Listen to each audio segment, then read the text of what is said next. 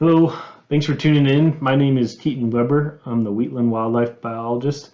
Today I'll be going through the proposed 2023 hunting seasons for the Wheatland Biologist District.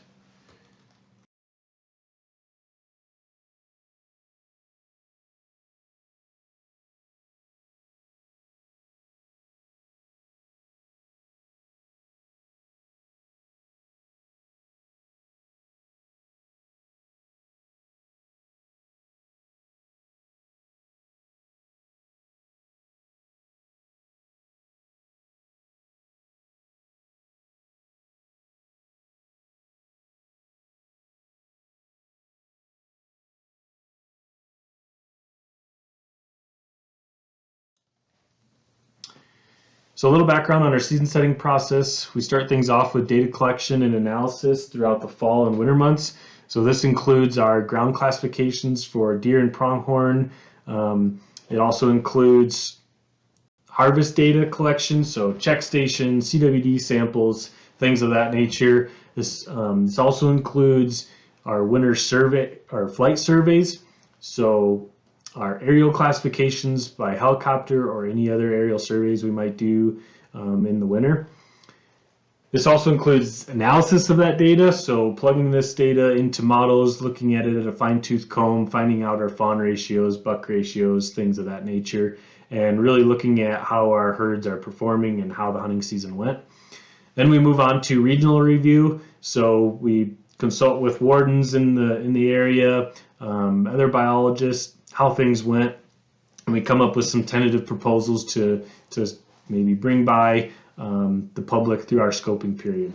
So then we go into our public scoping period where we have landowner meetings, public meetings, really gauging how the fall went for the local publics and getting feedback on maybe some big changes that might be coming down the pipe and stuff like that. Then we move into department review. So then we take all that feedback from them and come up with our proposals. Those then go to our wildlife administration, and then we get to where we're at now once they are approved by wildlife administration, which is our public meetings and commenting. So our commenting period is now open, and these proposals are now out for the public to look at, and then we take these to our official public meetings and present them as well. After this, we go into our regional and department review and analysis of public comment. So we're really looking at how those landowner meetings went, all the public comments that came through the commenting process, and making any fine tune adjustments to those proposals or final changes. They then go to the commission in April to be approved. And that is the season setting process. So we'll first start off with pronghorn in the Wheatland Biologist District. So I'll first start off with Chalk Bluffs pronghorn herd. This is hunt area 111. This is southeast of Cheyenne, with a northern border of I-80 and a western border of I-25, and then bordering Nebraska and Colorado to the south and east. So the Chalk Bluffs pronghorn herd has a population objective managed based on landowner and hunter satisfaction survey. This herd unit is predominantly private land and has little to no public access.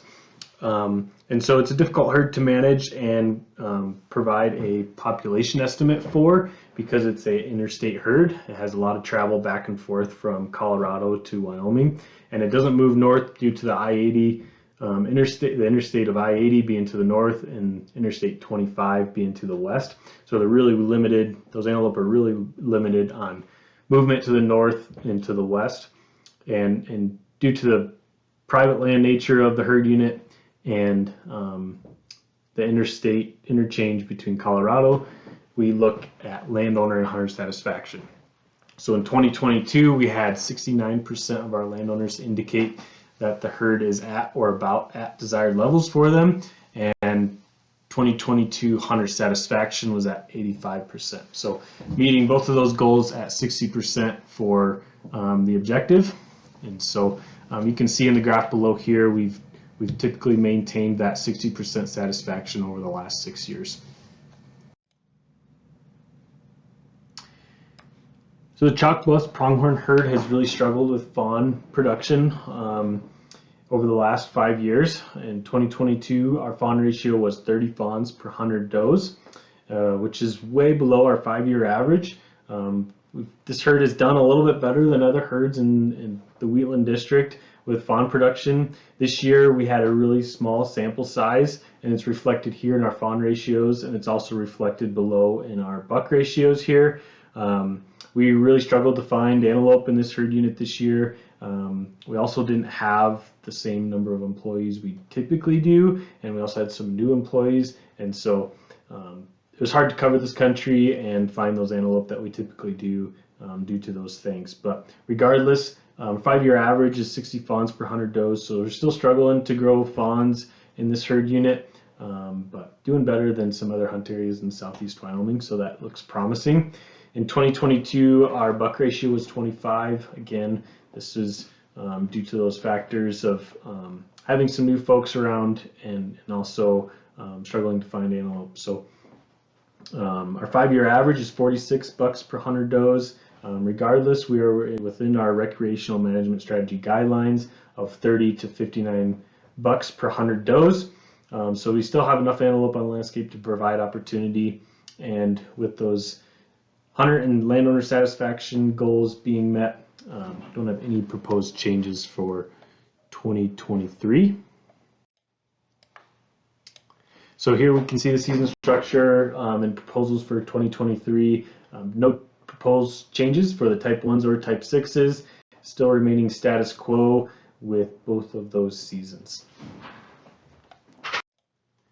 Moving on to the Hawk Springs herd unit. This is hunt area 34. It's a very large herd unit. It also is predominantly private land, and there's very limited public access. And this is most of the country, so between Cheyenne, Wheatland, and Torrington. So the Hawk Springs pronghorn herd has a population objective of 6,000 pronghorn. The 2022 population estimate was 6,800 pronghorn. If you look at the graph below, you can see how this herd has drastically declined over the last 6 years. This is for a multitude of reasons. One, we've had really poor fawn survival and fawn ratios over the last 5 years, and I'll go through that on the next slide here. We've also been in severe drought, severe to extreme drought, especially in the last 2 years, and certainly hasn't helped in the last 6 years either. We've been in a kind of a long-term drought here. So with the fawn ratios that we're seeing, we certainly expect to see reflexive declines in this population. So as I mentioned before, the 2022 fawn ratio was 36 fawns per 100 does. Our 5-year average is 38. So we're really struggling to have pronghorn survive and supplement the population. We really like to see these fawn ratios into the 70s and 80s to really grow a population, and to have a 5-year average in the 30s is really concerning, and we're certainly not growing pronghorn. We see this reflected in our buck ratios. 2022 buck ratios at 42 bucks per 100 does. Our 5-year average, at 41 bucks per 100 does. And so we're really not seeing any critters recruited into the population because of those low fawn ratios, so we expect to see lower buck ratios. However, this is still within our recreational management strategy guidelines of 30 to 59 bucks per 100 does, and so we really have enough bucks on the landscape and enough antelope on the landscape to provide that opportunity for a recreational management strategy. So although we have poor fawn production over the last 6 years, or 5 years especially, we have no proposed changes for 2023. So since 2019, we've reduced the Type 1 licenses by 40% and reduced the Type 6 licenses by 92%. So these last 4 years, we've really cut back on licenses. Year to year, we've really reduced the Type 6 license, especially in 2021, we had a March snowstorm that really was detrimental to all of pronghorn herds in southeast Wyoming. That's where a majority of these reductions took place, but we've reduced these quotas year in, year out. this year we're looking to let these seasons ride a little bit and see if these pronghorn herds recuperate at all, especially Hawk Springs pronghorn herd. The type 6 licenses, we still have 50 available and a long season in order to address some damage concerns as they come up throughout the herd unit on agricultural lands. Moving on to Meadowdale pronghorn herd, this is Hunt Area 11, so moving a little bit further north. This is the country in between Torrington, Guernsey, and Lusk for the most part. The Meadowdale pronghorn herd has a population objective of 5,000 pronghorn. The 2022 population estimate was 6,200. You can see this graph below, we show this herd unit declining over the last 6 years as well for the same reasons as Hawk Springs as I just talked about. We've had severe to extreme drought in recent years, as well as really poor fawn production due to that extreme drought. And so we see that reflected here in our population estimates.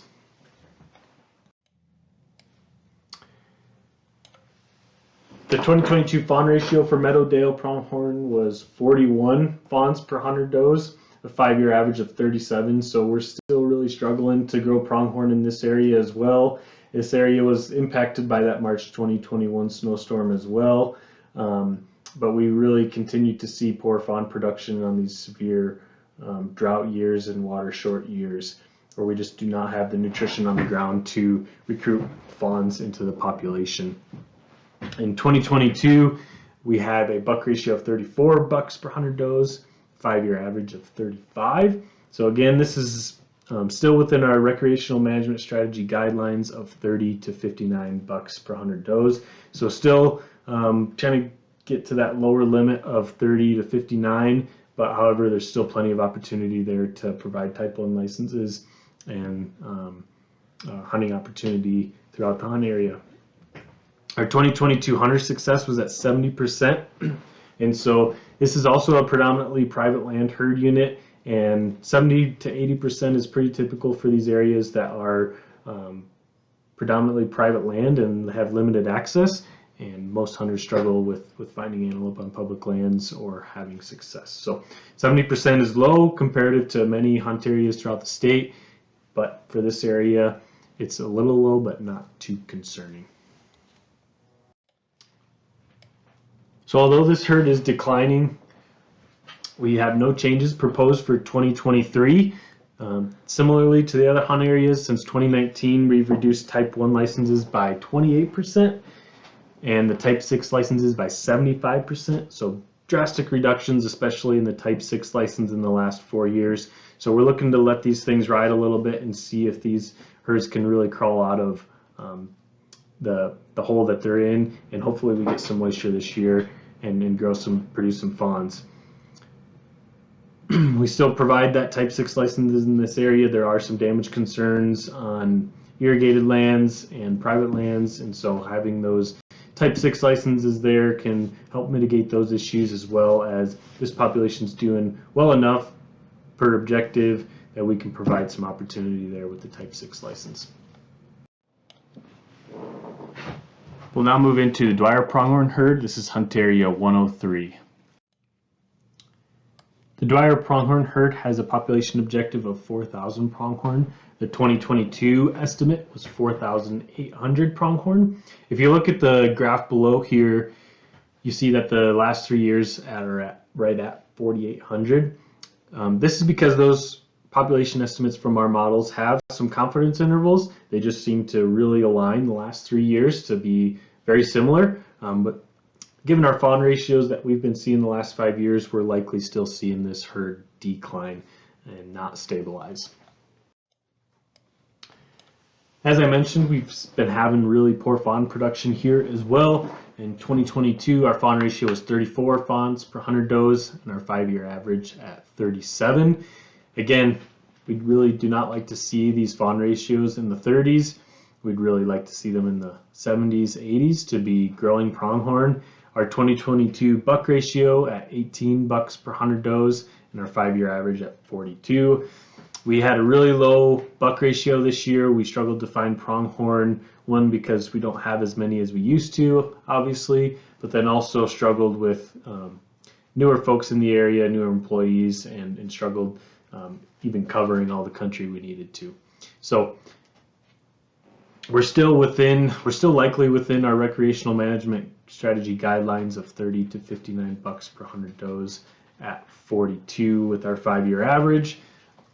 So nothing too concerning there. The main ticket home here for 2022 was our hunter success increased up to 81%. Our hunter success in 2021 was 60%. So hunters had a lot better hunt this year. They were finding antelope a little bit better, and with this herd maybe stabilizing and not declining as much, it's a pretty good indication that this herd might be starting to crawl out of that hole that it's in, and is pretty promising to see that hunter success at 81%.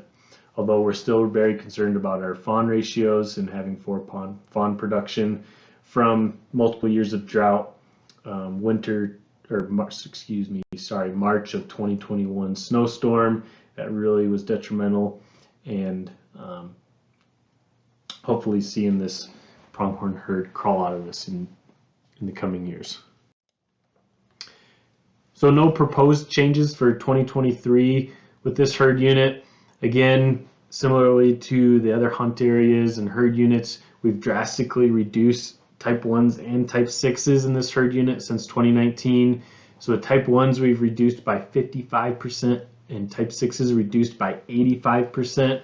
And so we're really trying to see what these reductions have done and trying to see how this herd responds to those reductions in the coming years.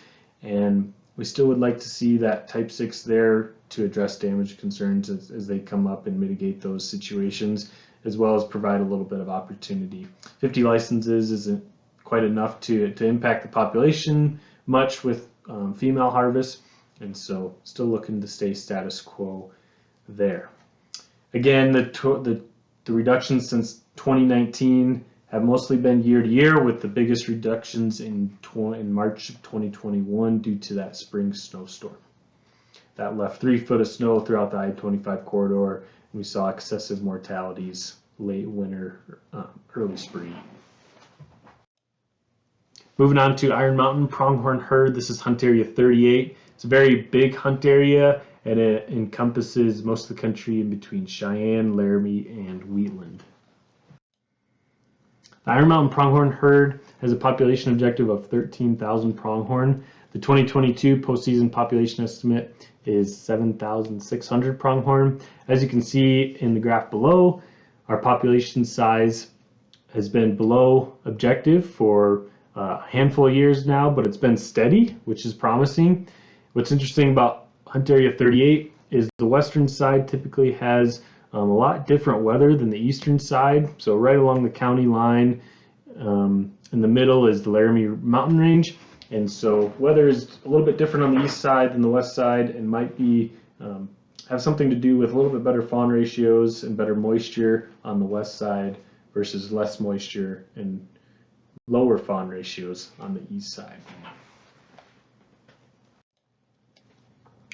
The Iron Mountain pronghorn herd fawn ratios for 2022 were 47 fawns per 100 does, 5-year average of 52. So still struggling to recruit pronghorn into the population. This isn't as bad as some of the other hunt areas or herd units in southeast Wyoming, but it's still struggling. We're certainly not growing pronghorn, as you saw with the population over the last 6 years. It's been pretty steady, so we're certainly not recruiting enough fawns into the population to grow the herd unit. Our buck ratios for 2022 were 39 bucks per 100 does, 5-year average of 48 bucks per 100 does. So we're still sitting within our recreational management strategy guidelines of 30 to 59 bucks per 100 does. So still plenty of opportunity there for type 1 licenses and hunters to find bucks.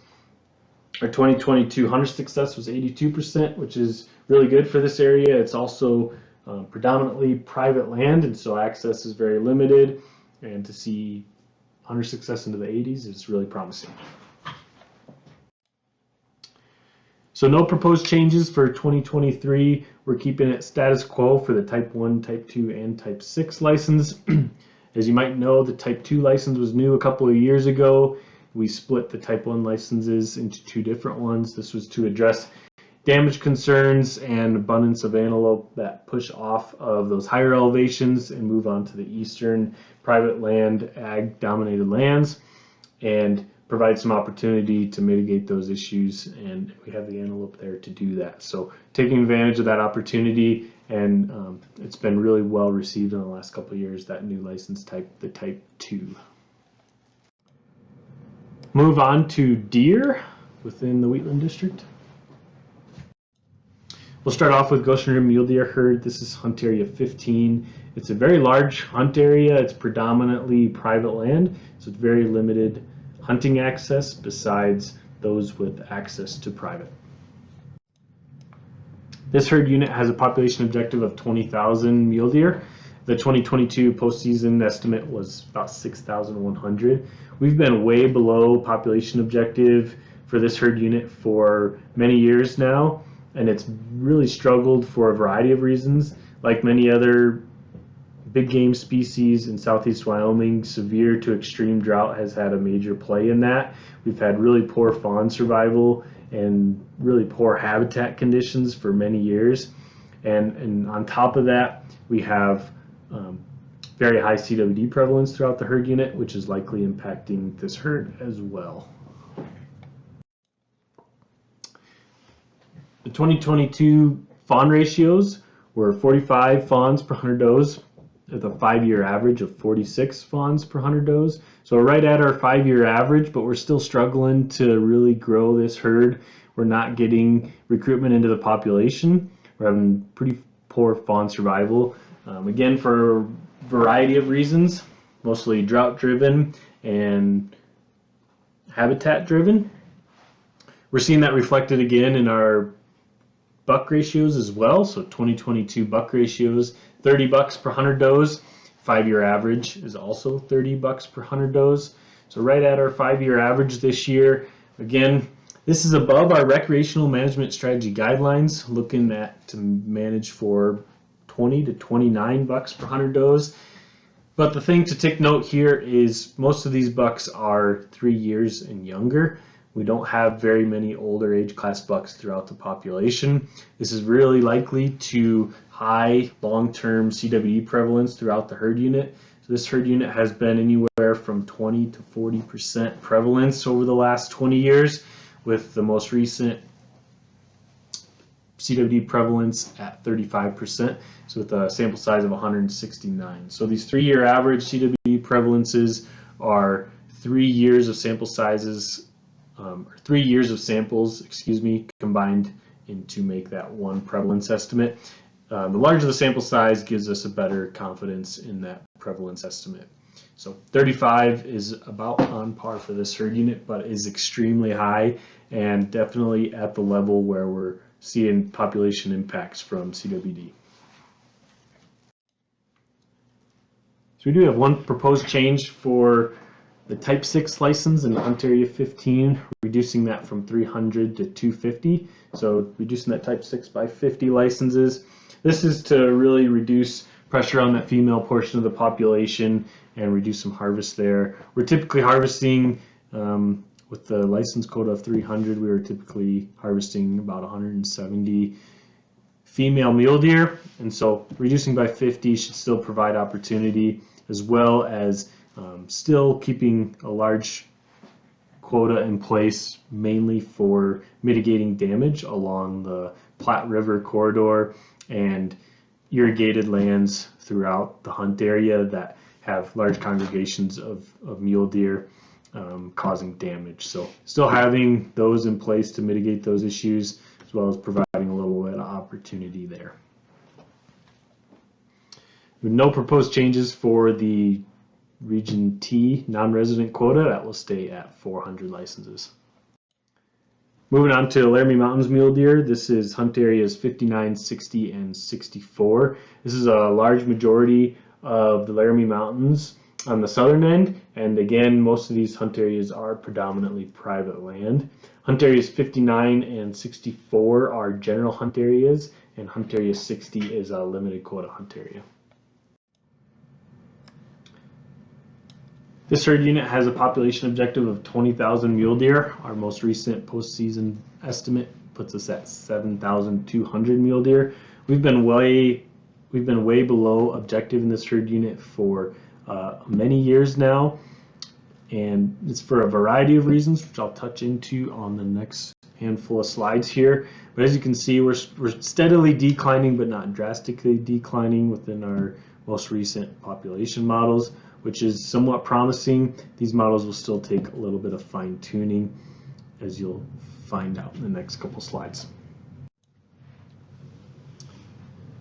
So in 2022, we did an aerial siteability survey, and what this is a really robust, intensive aerial flight survey from a helicopter. It's about 30 hours of flying to complete the survey for this herd unit. It's a really large herd unit, but what you're seeing on this image on the right here is that siteability survey.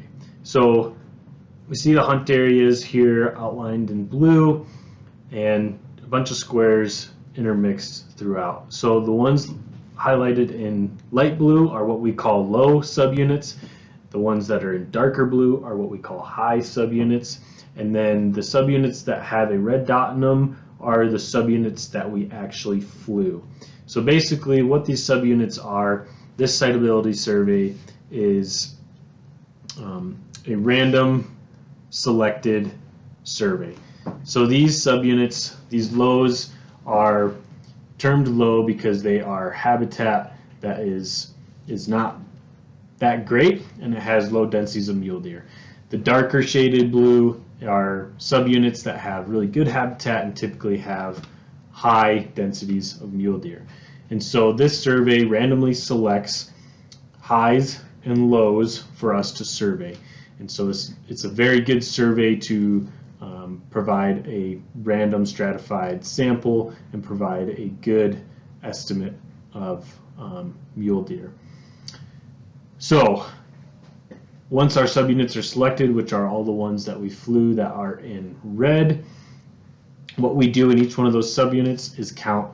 We fly over that subunit and count all the deer, but when we see a group of deer, we also note the screening cover, so how well we could see those deer, what percentage of snow cover was there, and was that group of deer or were those deer moving, running, bedded.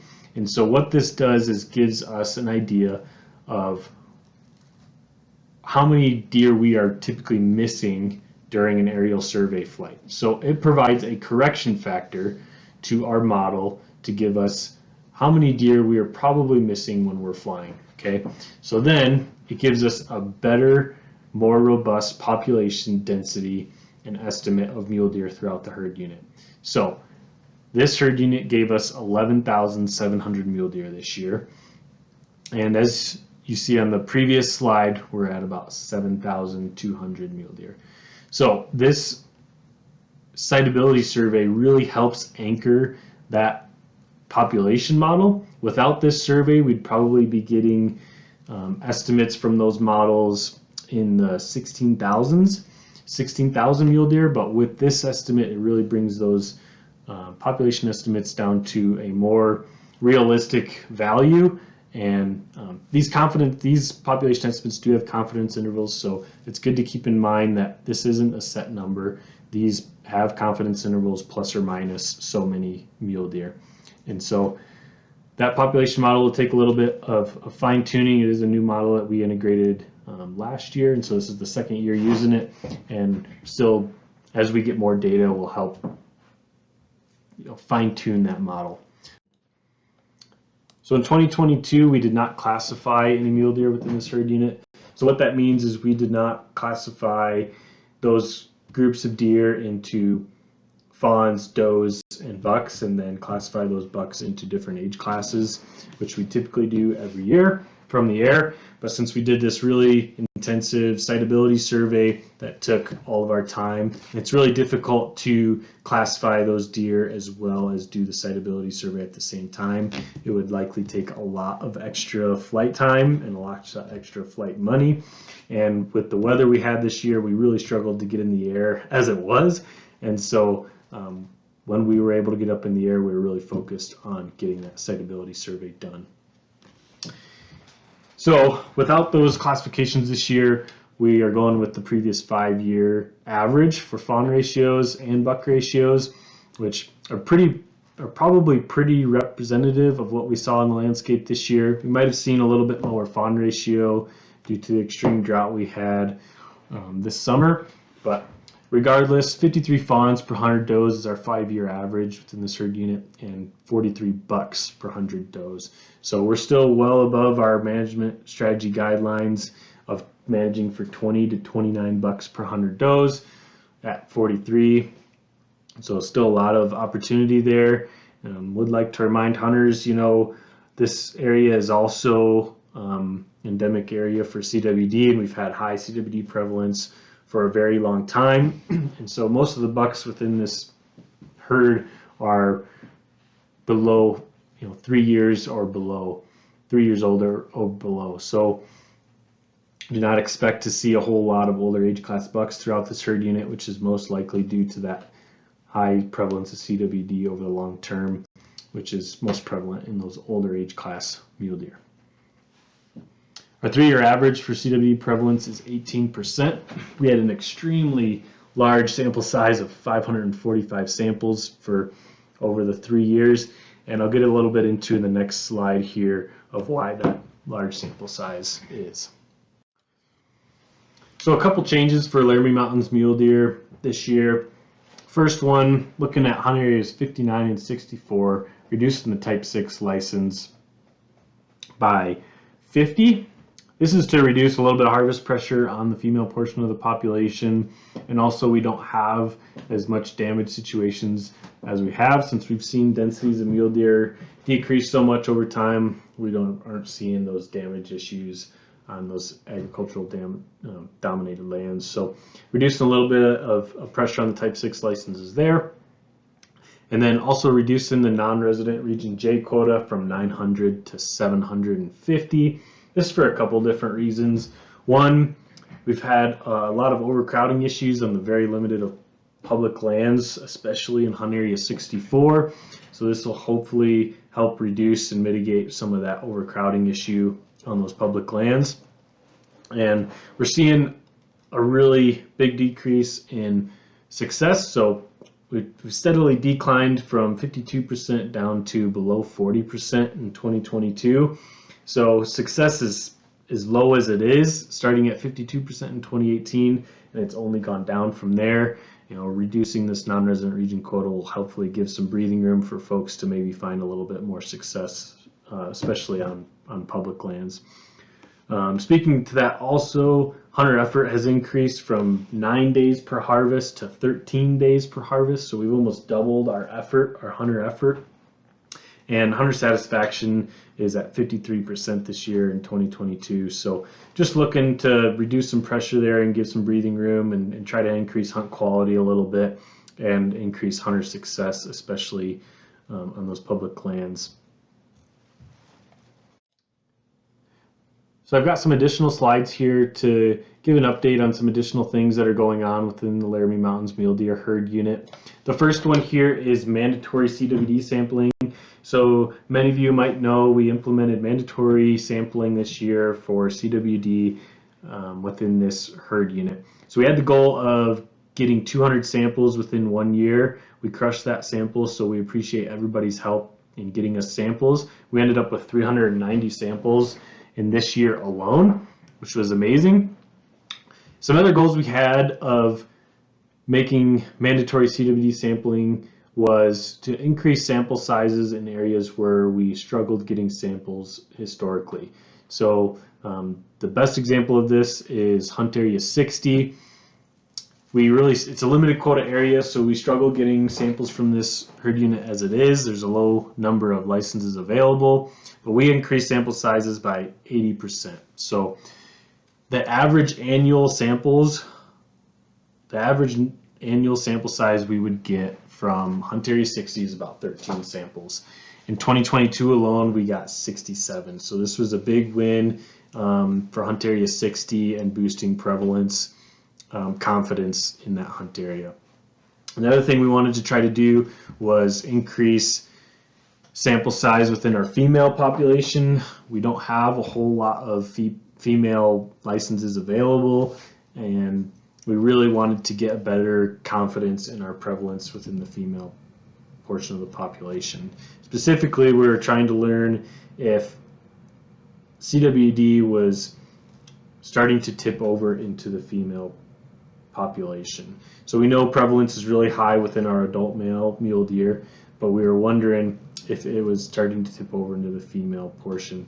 We've seen hunt areas or herd units throughout North America start to get to that point where they start tipping over into the female portion. So you start seeing prevalence rates in does just as high as you see in bucks. We were concerned that was happening here. So making it mandatory, we get more samples from our females and have a better idea of what prevalence is there. So on average, we'd get 5 female samples throughout the herd unit. In 2022 alone, we got 60, so that was awesome. Again, thank you for anybody that submitted samples. And our 3-year average for CWD prevalence in adult female mule deer is 6% with a sample size of 73. So 73 is still very low, but it's a lot better than the 15 we would typically have. So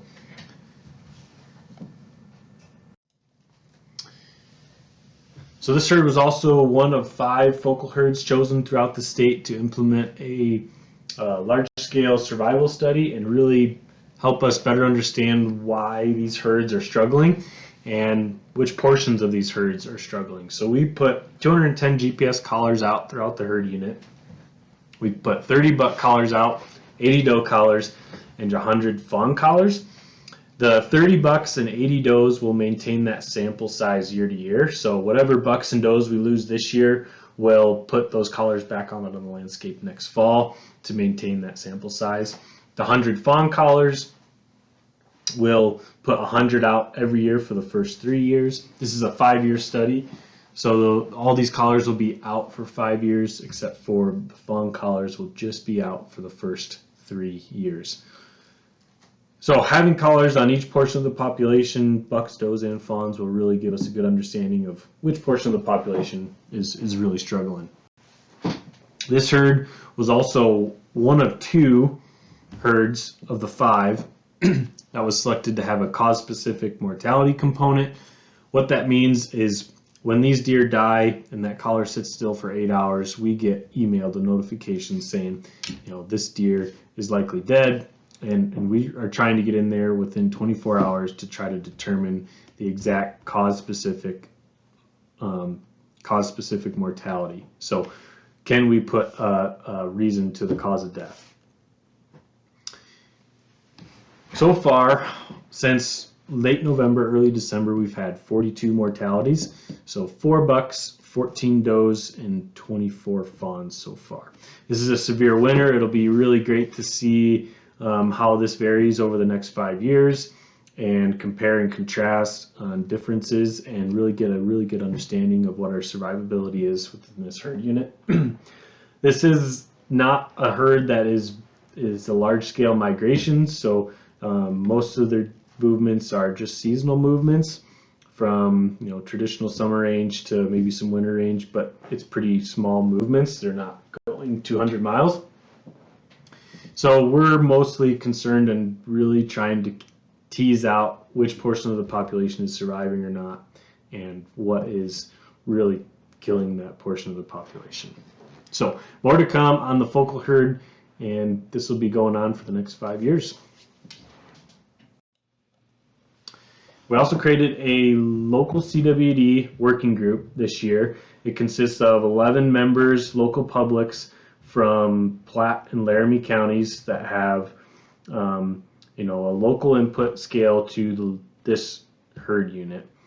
And the goal of this working group is to formulate recommendations to us, to the department, on CWD management for this herd. So what this group is doing is taking a deep dive into our department CWD management plan, and specifically the management options within that plan that the department's willing to consider to reduce, stabilize, or manage CWD. And so what we've learned is we have to have local and broad statewide support for CWD management and implementing different management strategies for CWD. And so we're starting at the local level. We're starting with this working group, and hopefully we'll have recommendations from them by the fall of 2023, and potentially looking at maybe implementing those recommendations or taking those recommendations further in 2024. So more to come on the local CWD working group, but it just started this year, and we'll see where it goes. Moving on to whitetail deer. This is the Southeast Wyoming herd unit. It's all of the Laramie regions, so hunt areas 15, 59, 60, 61, 64, 70, 74 through 81. So this region is predominantly private land, and a large majority of the whitetails throughout this herd unit are found on those private lands, and so it makes it difficult to manage, and therefore it's managed on an objective of having a hunter satisfaction of 60% or greater. Our 2022 hunter satisfaction was 52%. Our 3-year average hunter satisfaction was 57%. So it's managed on a private land management strategy, looking to obtain that 60% objective of hunter satisfaction. We've seen hunter satisfaction decline a little bit in the most recent years. The last couple of years we've had some small localized outbreaks of EHD due to the drought we've had and receding water lines providing good hatching grounds for those midges to transmit EHD. So we've had a little bit of reduction in deer densities, and likewise are probably seeing that reflected in our hunter satisfaction. Those areas that maybe had high densities of whitetails might take 2-3 years before they're back to where they were. So only one slight change for whitetail deer seasons in Southeast Wyoming. Looking at increasing the type 8 by 25 in hunt areas 78, 79, 80, and 81. Continue to see whitetails expand in this country and increasing the licenses there to hopefully keep them in check and keep them from expanding to other places. Moving on to elk, we'll start with hunt area 3 and go on to hunt areas 6, 7, and 19. Moving on to Rawhide Elk herd, this is hunt area 3. Again, large hunt area, predominantly private land, difficult to access with very limited harvest. The Rawhide Elk herd has a population objective based on a landowner and hunter satisfaction survey. Again, looking at a satisfaction goal of 60% for both landowners and hunters. Our 2022 landowner satisfaction was 35%. Our 2022 hunter satisfaction was 64%. So we're meeting that hunter satisfaction goal, but we're certainly not meeting that landowner satisfaction goal. If you look at the graph below, we've been low on landowner satisfaction for many years. It's a difficult herd to manage, and by that I mean it's private land dominated, access is limited, and our season structure is currently as liberal as it gets, and we're trying to harvest as many elk as possible. And so landowners that are not satisfied would like to see more elk harvested, but currently our license structure is as liberal as possible, and so there's not much more we can do within license structure or quotas to try to increase harvest. It's mainly access driven, and so hunter satisfaction within the landowners remains low. So no proposed changes for 2023, like I said, or hunting elk from August 15th through the end of January, trying to increase harvest in any way that we can. This year we had the second highest total harvest of 154 elk total killed within this herd unit, and the highest cow elk harvest in the last 20 years at over 50 cow elk harvest. So this is probably indicative that our herd is growing a little bit more so than hunters are being more successful, but could be a combination of the two, and hopefully that continues here in the future. Iron Mountain Elk herd. So this is hunt area 6. This is a large majority of the southern portion of the Laramie range, so that country in between Cheyenne, Wheatland, and Laramie. This herd unit has a population objective of 1,800 elk. Our 2022 estimate is at 3,800 elk. We've been well above objective for a number of years and are trying to do everything we can to increase harvest here. It is also predominantly private land, so it is difficult to harvest elk in this area unless you have private land access. We do not have any recent classification data for hunt area 6, but typically we're around 30 to 40 calves per 100 cows, so very productive elk herd. We're recruiting a lot of calves into the population every year, pretty good survival, and we're seeing that reflected with our bulls as well. 50 bulls per 100 cows, well above our recreational management strategy guidelines of 15 to 29 bulls per 100 cows. We're trying everything we can to try to facilitate harvest and increase harvest within this elk herd to try to reduce the population, and we'll continue to do so as we go forward. Our 3-year average CWD prevalence is 12% with a really good sample size of 298 samples over the last 3 years. 12% is really high. That's some of the highest elk prevalence in the state. And this spring in 2023, we'll be doing a robust sitability flight. So this will provide us with a really good population estimate of how many elk we actually have in hunt area 6 and really answer some questions of where we're at with this herd. So no proposed changes for 2023.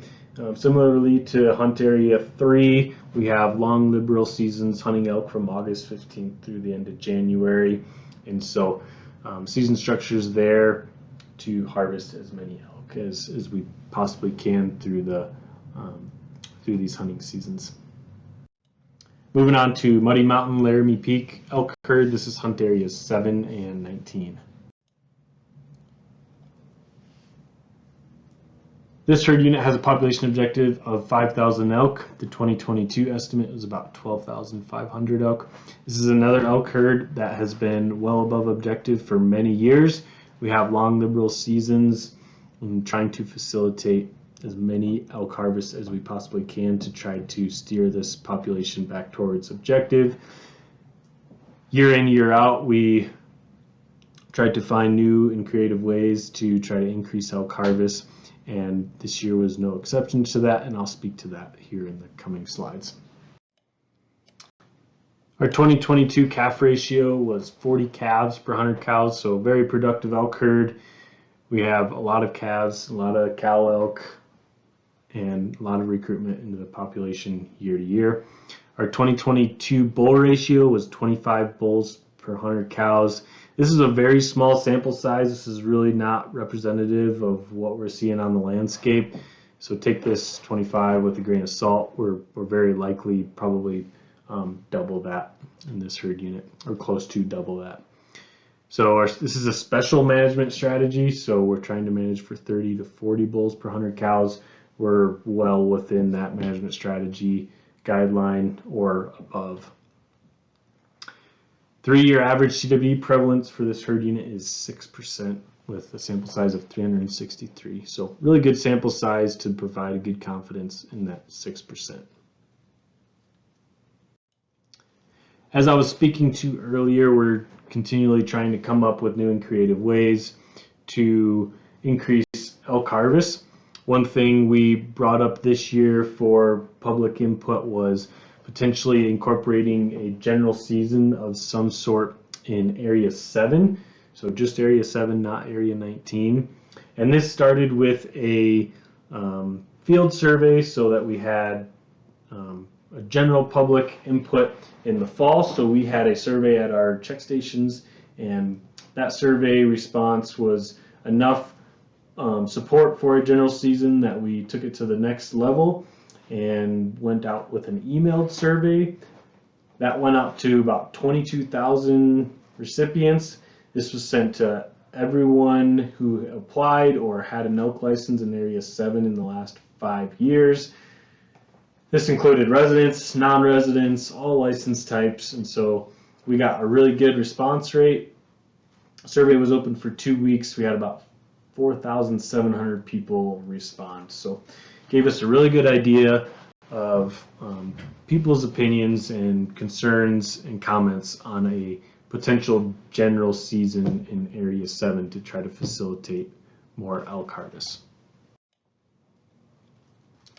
So this survey had a number of questions. These 2 questions were kind of the take-home questions for that survey. This question on the left is, do you support or oppose an option to hunt elk in Area 7 using a general license? So we had 51% of people say they supported a general license, 29 opposed, 20 were unsure. This question, or these graphs on the right, is the same question, just the responses divvied out into residents and non-residents. So the takeaway from this is we had pretty similar responses from residents and non-residents for this question of incorporating a general license into Area 7.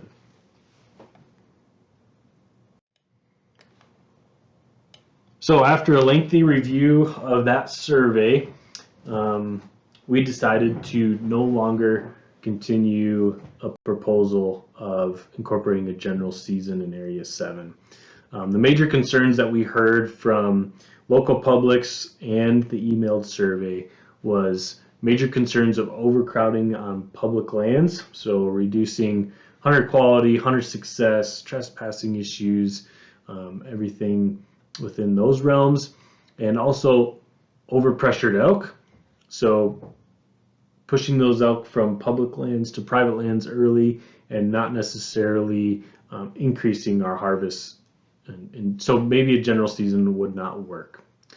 So then again, decreased hunter success and decreased hunter quality with the increase of people on the landscape due to a general license being available. So out of those 4,700 responses, we had over 4,000 written comments as well. And although we had 51% of people indicate they supported a general license, a lot of those same respondents included written comments that expressed major concerns of how a general season would work, if it would work, the issues that it would cause with overcrowding, on public land specifically, trespassing issues, things of that nature. And so although the survey response graphs and certain questions indicate there was, right at 50% support, those same people that said they supported it had a lot of reservations and concerns of how it would actually work. Although they thought it was a good idea to have a general season, there was enough ambiguity and unsureness from those same people that coupled with the major concerns from local publics and just the other 50% that opposed, we decided to discontinue a general season in Area 7. So no major drastic changes proposed for 2023. Again, I'll reiterate, there's no general opportunity being taken forward. That general opportunity wouldn't have been implemented this year anyway. If it were to have enough public support, we would have been implementing it in 2024 probably. And so just to clarify again, no general opportunity going forward with 7. The only change for this year is a change with the Type 4 and Type 6s. So the Type 4s and Type 6s will no longer be valid in Converse County from August 15th through October 14th. So those licenses are no longer valid in the early season in Converse County. They'll only be valid in Albany and Carbon counties. This is to address some different issues in Converse County that are not in Albany and Carbon counties, and that is trying to keep elk on public lands in Converse County, as the land makeup is a little bit different, and trying to keep those elk to be harvestable early. They also do not have the damage concerns that Albany and Carbon counties do. In the southern portion of the unit, we have a lot more concerns on damage and early season damage specifically. So having those 4s and 6s available from August 15th to October 14th is critical to mitigate those damage concerns. And so those will still be valid in Albany and Carbon counties. Moving on to Bighorn sheep, we'll talk just about Hunt Area 19. So Laramie Peak Bighorn sheep, this is Hunt Area 19. As you can see on the graph on the right, we're in the southeast part of the state here. It's a large hunt area, again, predominantly private land, and is very limited on access, especially to bighorn sheep habitat. So due to the nature of this herd unit being predominantly private land, it's managed on a limited opportunity objective, and that comes along with 3 management objectives. The first one being having a 5-year running average of greater than 75% hunter success. So our 5-year average is 90% success. In 2022, we had 6 out of 8 license holders be successful. 2 of the license holders that did not have success were 70 years old and above and had a difficult time getting around, even though they gave it their all. We typically do see 100% success within this herd unit.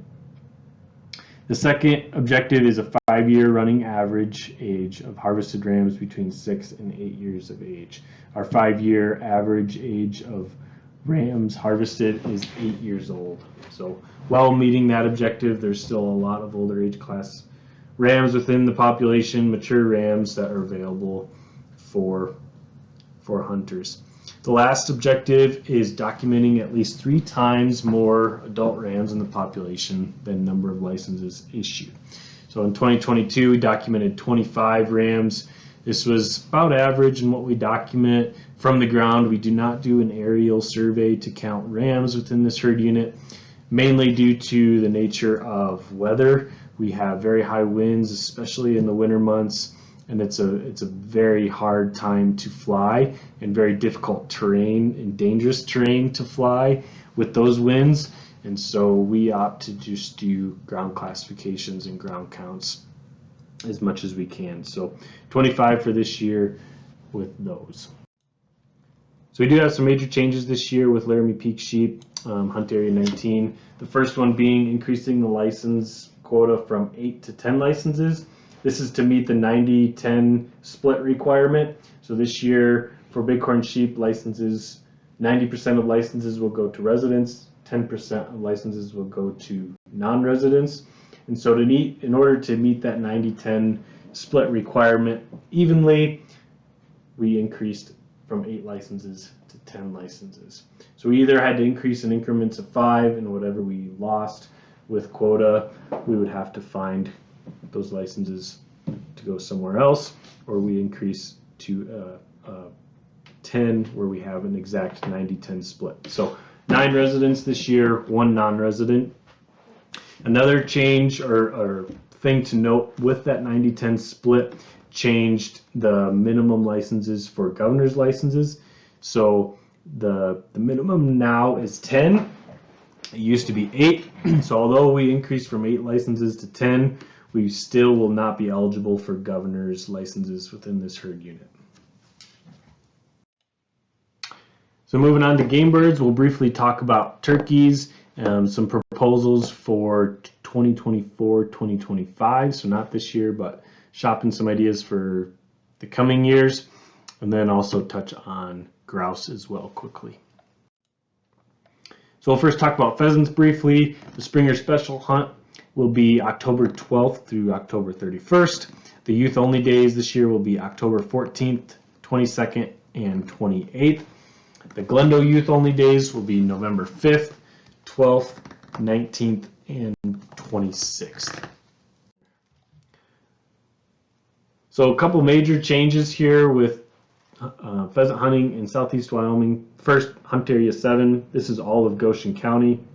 So we're looking at making any pheasant available to harvest on Table Mountain WHMA Typically it's male pheasant only, looking at providing a little bit more opportunity for folks to harvest hens, and we're quite honestly running out of places to stock hens. We're seeing a drastic reduction in CRP enrollment and quality of habitat to put birds out on, and so with limited places to stock birds, Table Mountain provides a great opportunity to put hens out on and provide an extra opportunity for hunters to harvest some more birds. So for Hunt Area 8, we have some annual date changes, nothing major there, October 12th and November 17th. Moving on to Glendo, Hunt Area 9, the first big change is removing the Glendo permit from hunting Glendo, so there will be no permit required to hunt Glendo. Potentially looking at trying to reduce restrictions on Glendo and provide a little bit more flexibility for people to hunt Glendo when they can.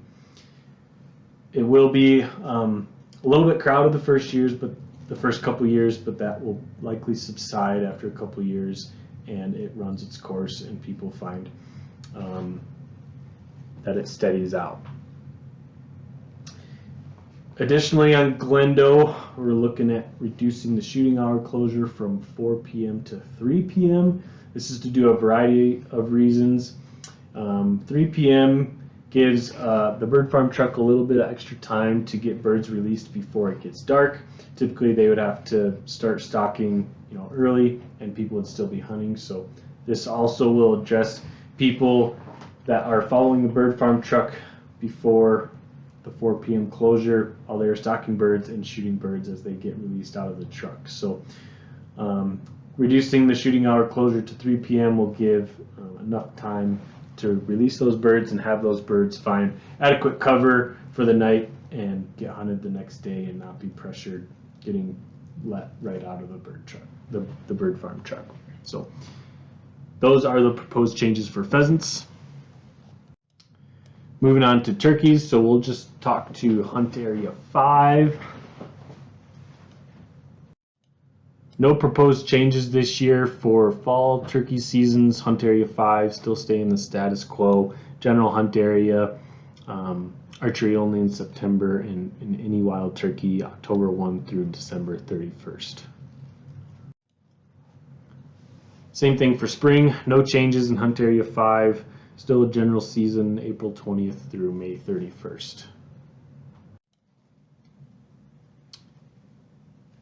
So we have some proposed changes for fall 2024, spring 2025. So again, these aren't for this year, this would be for following year. We wanted to bring these up early. There are some major things here, and they just kind of all go along, and really would like to just run them by and would really appreciate any feedback you would have on these proposals for the following year. But these are again not for this year.